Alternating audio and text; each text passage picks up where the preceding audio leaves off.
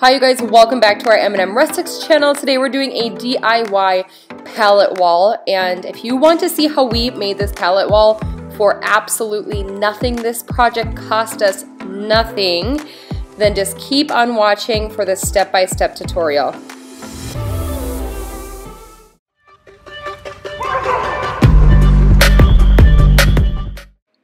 Alright you guys, so today we're doing our DIY pallet wall. Now this, like I said, cost us nothing. We got these pallets for free and we had all of the other materials on hand. We just used some stain, some paint, and we cut everything down in the garage and sanded the boards down. We had all of the tools on hand. We do have a detailed material and tool list over on the blog post. Make sure that you guys check out the blog down below for a step-by-step tutorial and that detailed tool list and material list. I am just going to let you guys enjoy this tutorial. If you have any questions or comments, leave it in the comment section down below.